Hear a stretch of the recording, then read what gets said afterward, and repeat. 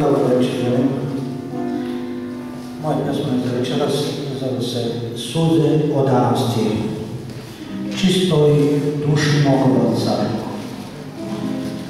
U tame ove tužne noći, kad je nestao večernji mesec i zavladala čudna čutanje, i sa udrugom noći u močvare tame, našao sam sebe u mraku. Crtam tvoj lik, Oce, na zidovima moje tuđine i suze pijem iz pehara bola.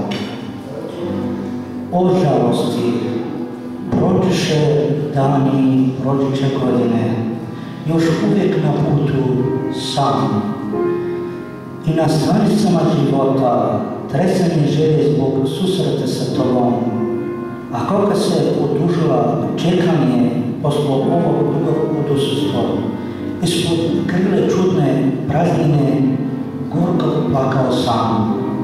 Kada sam sjetio suze sa prvog rastanka, koje su bile iz otežalih kavaka, po pragovima poslovne susreta.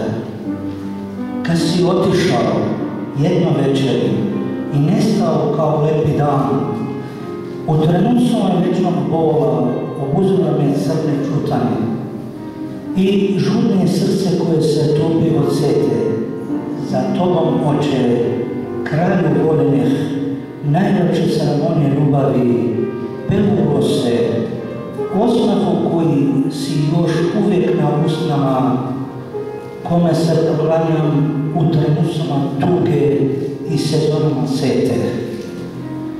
Bog te blagoslavio, Oče, okad bi se vratio, da obrišeš suze sa mog oka i da me napojiš sa izvora seta peharima ljubavi, jer ću možda sutra umreti, možda će se ugasiti moje duše kao cveće na stole dana, no celog života ostaću da palim vatra sete i razbarem za tebe na zidovima srce najuzvišnije reči zahvalnosti. Hvala.